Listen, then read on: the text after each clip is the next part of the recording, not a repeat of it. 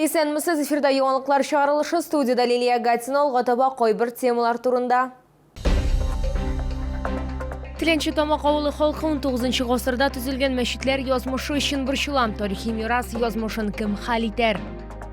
Олар эшли дә, ялда итә беләләр. Байлар сабасында беренче тапкыр журналистлар сабан туе узды.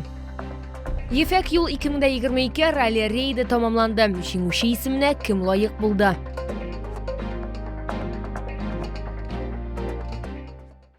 Тарихи мирас язмышын кем хәл итәр? Тиленче Тамак авылы халкы 19 гасырда төзелгән мәчетләр язмышы өчен борчыла. Бүген Аллах йортлары хәрабә хәлендә, капиталь ремонт таләп итә. Әлеге объектлар мәдәни мирас фондына да кертелгән, югыйсә тик аны саклауны үз өстенә алучылар гына юк. Проблема турында Лилия Хабибҗанова дәвам итә. Күргәнегезчә, инде основаниялары, фундаментлары җимерелеп килә. Һәм инде стеналарга да зыян килергә мөмкин. Әлеге мәчет Тиленче Тамак авылы халкы өчен бик кадерле тарихи мирас дисәң ялгыш булмас. Ул 19 гасырның икенче яртысында сәүдәгәрләр, хәлфин байлар тарафыннан төзелә. Объект бүген хәрабә хәлендә. Мәчетнең бер бүлмәсенә игенәчеләр садака акчаларына ремонт ясауга ирешкәннәр. Тик мәчетнең икенче яртысы да төзекләндерүне сорый. Мәдәни объектны инде сакларга тырышабыз. Инде үз көчләребез белән менә беренче залына ремонтлар да ясадык. Әлхәмдүлилләх, авыл халкы да булышты. Сәүдәгәрләрнең дә ярдәме тиде, бик зур ярдәмнәре тиде. Инде безнең планнар бик күп. Алга таба да шушы мәчетебезне инде саклап калырга. Мәчеттән ерак түгел генә элекке мәдрәсә тора. Аңа карасаң, вакыт туктаган сыман тоела. Бина ярыкларына ияләшкән бал кортлары гына аны җанландырып җибәрә. Мондый тарихи объектлар Тиленче Тамак авылында бик күп. Әйтик, мирас мәчете дә хәлфиннәрдән калган Аллах йорты. Күп еллар ул авыл клубы булып та торган, соңыннан тагын мәчет статусын алуга ирешкән. Аның нигезләре дә бетте. Инде аптырагыч аның мүкләре бетте. Мүкләре беткәч, мин аның пена сиптиреп чыгып, кайда жарыклары бар. Хәзер көскенә чебен тула башлый аңа. Манараның айы, әтиләр куйган ойлар исереп төшкәне. Тиленче Тамак авылында бүген 1200-дән артык кеше яши. Соңгы вакытта дингә тартылучы яшьләр күбәеп килә ди имамнар. Шуңа да мәчетләрне саклап калу бурычы аеруча кискен тора. Региональный значение дип әйтәбез бит инде. Ул культурный наследие списогына кергән әйберләр. Менә бу наследиенең безгә берәр ярдәме тисә иде. Моны саклауда. Моны бит инде мәсәлән культурный объект дип әйтәбез икән, аны саклау өчен күпмедер сумма кирәк, күпмедер акча кирәк бит. Аны үз хәлендә тоту өчен. Бүген материалларның нинди кыйммәт икәнлеген һәм инде шушы ук акча булмау сәбәпле шушы ук мирасларның юкка чыга баруына менә күңел әрни менә шушындый әйберне. Әлеге тарихи объектлар бу безнең авылның гына түгел, бу Тукай районының гына түгел, бу гомумән бөтен Татарстанның йөзе кашы булырдай тарихи объектлар. Һәм буларга игътибар бер артырга тиеш дип саныйм мин. Һәм әлеге менә бу тарихи объектлардан җитди музей комплексы эшләргә мөмкин булыр. Авыл халкы әлеге тарихи объектларны саклау буенча махсус фонд оештыруны сорый. Аларның язмышы дәүләт күләмендә хәл ителергә тиеш дип саныйлар. Чөнки Тиленче Тамак Татарстанның туристик авылына да әйләнергә мөмкин. Мәчет язмышына битараф булмаганнар Фәйзрахман мәчете имам хатибына мөрәҗәгать итеп ярдәм итә ала. Лилия Хабибҗанова, Кирилл Хабзей, яңалыклар. Елгада су куюну куркыныч. Шәһәрдәшебез Наилә Сыйфуллина хәзер шундый фикердә. Камы елгасында йөзгәннән соң баласының тәне кабырчыклар белән тула. Әни кеше моның сәбәбен суның пычрак булуыннан күрәм, толырак киләсе сюжетта сөйләрбез.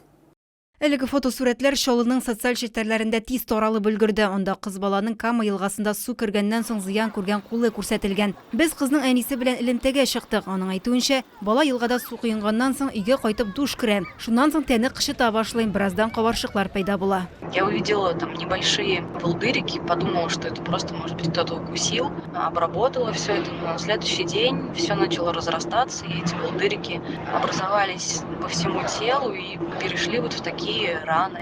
Я обратилась к врачу, нам прописали лечение, до сих пор мы лечимся. Бу хәл берничә көнлек була. Наилә Сыйфуллина Кама елгасында су керергә ярамау турында белә, әмма бала сорагач рөхсәт иттем ди. Башкалар да пычрак судан курыкмый ахры. Кама елгасы яр буеннан кеше өзелмей. Глотать запрещаю воду, потому что вода грязная. Домой приходим, сразу мою детей. А не боюсь, потому что с детства купаемся тут. Я считаю, что это фейк, это неправда. Это вообще я медработник, это не похоже даже, что она в воде поймала эту заразу. Ну, это везде идет такая инфекция, она, ну, никто знает, правда или неправда это все, не знаю. Ну, рискнем. Как уж, жить-то надо как-то, все равно загорать ребятишкам. Мы с севера приехали, что ж делать-то? Я сомневаюсь, что они именно в Каме заразились.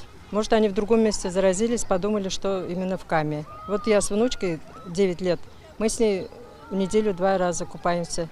Все нормально. Тире-венерология диспансеры табиблары су кергәннән соң мондый күренешләр булу бик ихтималды. Елга суы пычрак, тән өчен зарарлы. Алар фикеренчә, иң куркынышы стрептодермиянең булез формасы барлыкка килергә мөмкин. Водоемы у нас не все чистые в Челнах. Поэтому, вот, естественно, если водоем загрязненный, то при попадании на кожу вот этих стрептококков возникает, если ослабленный иммунитет, если там, может, какая-то ранка была, микротрещина или микротравма какая-то, может, царапина необычная, да, попадает туда вот эта инфекция и начинает развиваться вот такие вот вещи. Моннан тыш фитодерматит яисә су үсемнәре аркасында тән пешергә мөмкин. Камыш яфраклары да аллергия бирә. Ул очракта тәндә кабарчыклар, җәрәхәтләр барлыкка килә. Лилия Хабибжанова, Эльмира Гайнетдинова, Кирилл Хабзей. Яңалыклар. Журналистлар, операторлар һәм башка масса күләм мәгълүмат чаралары хезмәткәрләре бәйрәмнәрне төшереп, яктыртып кына калмыйлар. Үзләре дә ял итә алалар. Беренче тапкыр байлар сабасында журналистлар сабан туе узды. Бәйрәм Татмедиа ачык җәмгыятенең 15 еллыгына багышланды. Көрәш, аркан тарту, капчык белән көрәш, ластыларда йөгерү һәм башка бик күп бәйгеләр. Медиа сабан туйда гадәттәге сабан туе кебек, тик катнашучылар гына гади түгел. Алар микрофоннар, камералар, диктофоннар тотып йөрүчеләр. Әмма бу көнне телевидение, радио, басма, матбугат хезмәткәрләре үз эшләрен калдырып торды. Бәйрәм Татмедиа ачык җәмгыятенең 15 еллыгына багышланды. Хөрмәтле дуслар, бәйрәм белән сезне. Bunday чаралар тарихында юк Татмедиа менә шулай бик матур менә шатлыклы сезне барыгызны монда күрүгә. Ярышлар игълан ителүгә шунда ук аларда катнашу өчен чиратлар тезелде. Матбугат кырында без көндәшләр булсак, бирдә без бер-беребезгә көч һәм дәрт биреп тордык. Шул хәтлек әзерләндек, кәефләр яхшы, коллегаларны күрдек, барлык уеннарда катнаштык, шәп кенә бүләкләр тоттык. Бер күрешү ул үзе бер гомер, шуның өчен дә без мондай чараларга бик шатбыз. Финалга чыктым, киленке көрәштә, ничек кенә булмасын, икенче урын шулай һәйбәт нәтиҗә. Алла бирсә киләсе елга без катнашырбыз һәм җиңүне яуларбыз. Җиңү бездә. Рәхмәт. Сабан туй тәмамланды, әмма масса күләм мәгълүмат чараларының һәр хезмәткәрләре чара традициягә әверелер һәм киләсе елда барысы да янәдән бу майданда очрашыр дип өметләнә. Лилия Гатсина, Эльмира Гайнетдинова, Кирилл Хабзей, яңалыклар. Дмитрий Сотников экипажы Ефәк Юл 2022 ралли рейдының җиңүчесе дип игълан ителде. Шуллы спортчысы халыкара узышларда инде 4нче тапкыр беренчелекне яулый. 2нче урында КамАЗ Мастер командасының пилоты Эдуард Николаев. 3нче булып Сергей Везович килде. Ефәк юл ралли рейдының соңгы 10нчы этабында пилотларга 120 километр юл узарга кирәк иде. Липецктан Мәскәүгә кадәр. Юллар бурмалы, катлаулы иде ди узышчылар. Беренче булып финишка КамАЗ Мастер командасы спортчысы Андрей Каргинов килде. Әмма гомум зачет буенча ралли рейдының җиңүчесе итеп Дмитрий Сотников билгеләнде. Әйтергә кирәк, бу аның карьерасында 4нче шундый җиңүе. Когда был второй этап, и у нас оборвало кардан, и мы встали в песке, я уже думал, ну все, приехали, будем уже доезжать, но в тот момент что-то поменялось все, и мы как-то быстро достаточно справились, и потом пошло, почувствовали, что можно бороться, и гонка чувствовалась очень тяжелой. Ралли-рейд узышының гомум зачеты буенча 2нче урында Эдуард Николаев. Дмитрий Сотниковтан ул ни бары 1 минут 16 секундка гына калышты. Очень интересный, насыщенный маршрут, очень поучительный, вот, и в техническом плане, и в личном, так скажем. Поэтому мы рады, что все получилось, рады, что все ребята на финише финишировали. Вот, ну и уже дома будем делать выводы и технические, как говорится, и разбор полета. КамАЗ Мастер командасы узышчысы Сергей Куприянов 6нчы урынны яулады, Андрей Каргинов исә 8нче урында. Лилия Хабибжанова, Эльмира Гайнетдинова, яңалыклар. Бу сезгә җиткерәсе соңгы мәгълүматыбыз иде. Мин Лилия Гатсина сезнең белән сау булашам. Исән имин булыгыз.